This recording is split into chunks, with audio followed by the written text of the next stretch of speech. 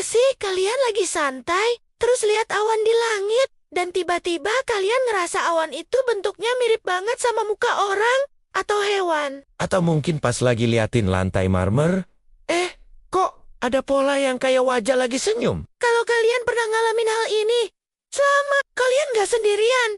Dan kalian nggak aneh. Fenomena ini ada, namanya, dan namanya adalah pareidolia. Oke, halo semuanya, selamat datang kembali di channel Jason Wilbur. Senang banget bisa ketemu kalian lagi. Di video kali ini, kita bakal kupas tuntas salah satu fenomena psikologis paling unik dan paling sering kita alami tanpa sadar, yaitu pareidolia.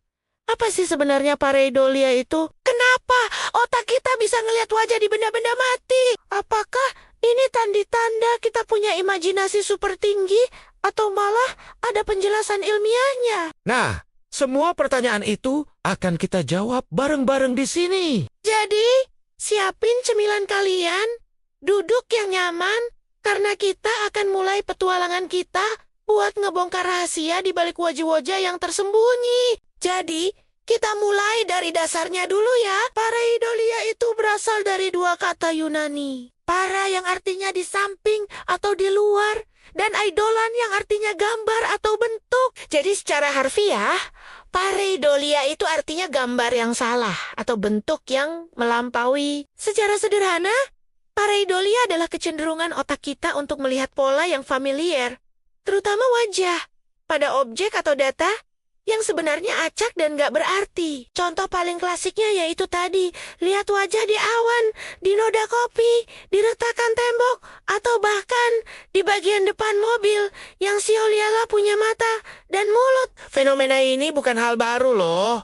Dari zaman dulu, manusia udah sering ngalamin ini. Dulu mungkin dikaitkan sama hal-hal mistis atau pertanda dari dewa. Tapi sekarang sains punya penjelasan yang jauh lebih keren dan masuk akal. Para ilmuwan, terutama di bidang neuroscience dan psikologi kognitif, percaya kalau pareidolia ini adalah hasil dari evolusi otak manusia. Coba deh, kita bayangin kehidupan nenek moyang kita ribuan tahun yang lalu di alam liar. Kemampuan untuk mendeteksi wajah dengan cepat itu penting banget buat bertahan hidup. Kenapa? Karena dengan mengenali wajah, mereka bisa cepat membedakan mana kawan dan mana lawan. Mereka bisa tahu apakah yang mendekat itu predator yang siap memangsa atau anggota suku mereka sendiri. Mereka juga bisa membaca ekspresi wajah untuk memahami emosi, niat baik, atau niat jahat. Otak kita dilatih selama ribuan generasi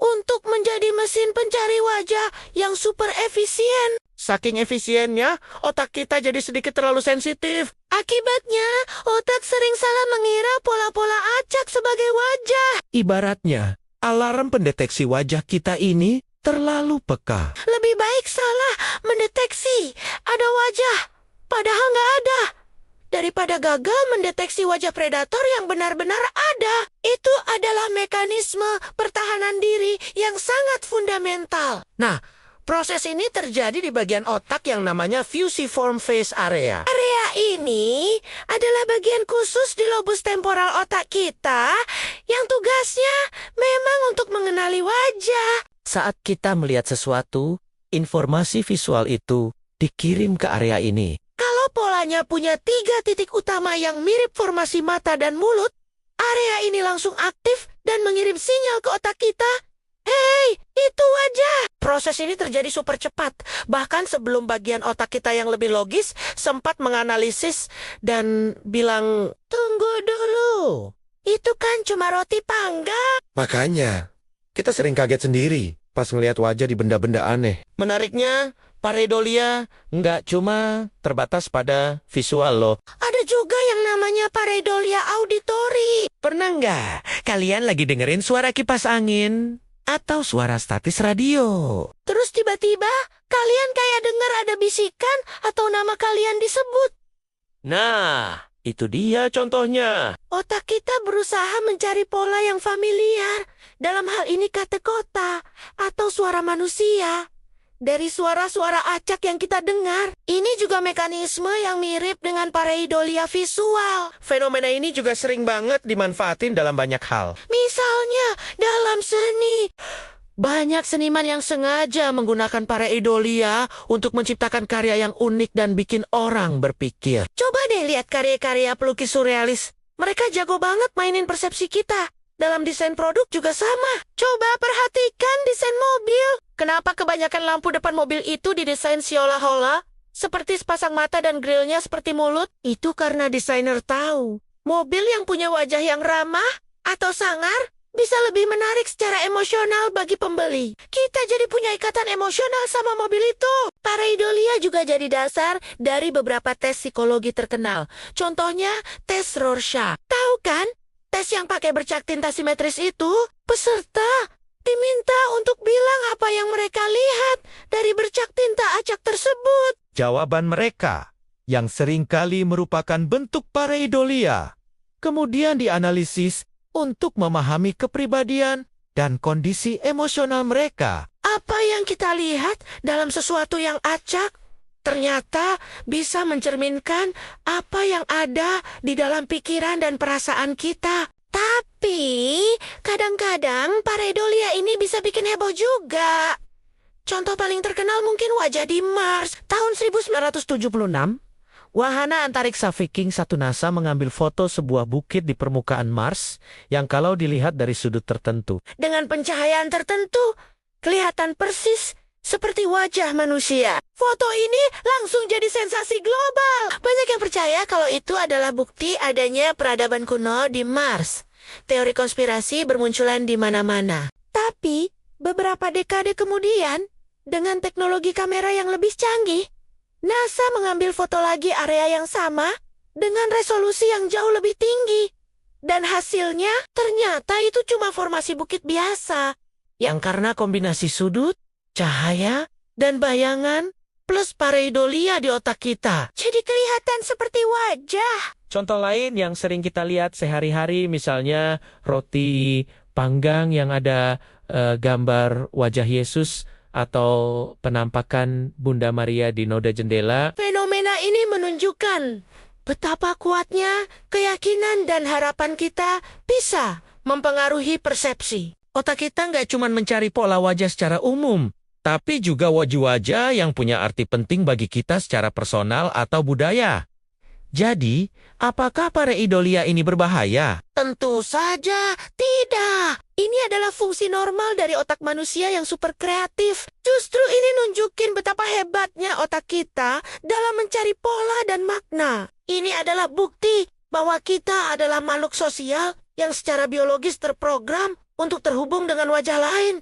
Bahkan jika wajah itu hanya ilusi. Pareidolia ini jadi semacam pengingat yang menyenangkan bahwa imajinasi dan cara kerja otak kita itu luar biasa kompleks dan menakjubkan. Coba deh, setelah nonton video ini, kalian jalan-jalan keliling rumah atau lihat keluar jendela. Perhatikan benda-benda di sekitar kalian. Mungkin kalian akan menemukan lebih banyak wajah yang tersembunyi daripada yang kalian kira. Mungkin ada stop kontak yang lagi cemberut, atau keran air yang lagi kaget.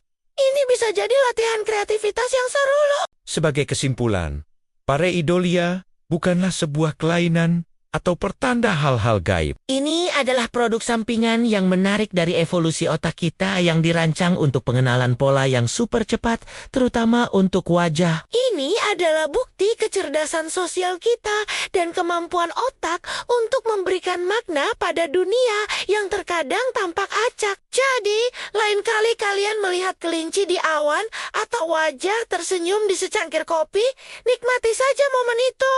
Itu adalah otak kalian yang sedang menunjukkan salah satu trik sulap terbaiknya. Gimana?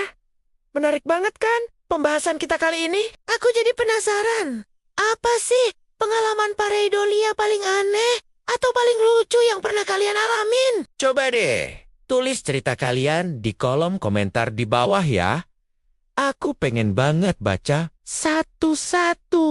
Mungkin kalian pernah lihat dinosaurus di pola keramik kamar mandi atau wajah kakek-kakek di batang pohon. Yuk, kita sharing bareng-bareng. Terima kasih banyak buat kalian semua yang udah nonton video ini sampai akhir. Semoga informasi yang aku sampaikan bisa bermanfaat dan menambah wawasan baru buat kalian. Jangan lupa untuk kasih like kalau kalian suka videonya. Dan yang paling penting, klik tombol subscribe dan nyalain lonceng notifikasinya. Biar kalian gak ketinggalan video-video seru lainnya dari channel ini. Dan begitu kalian juga sudah mendukung aku untuk terus membuat konten-konten yang lebih baik lagi. Sekali lagi, terima kasih banyak. Sampai jumpa di video berikutnya. Tetap kreatif dan tetap penasaran. Dadah.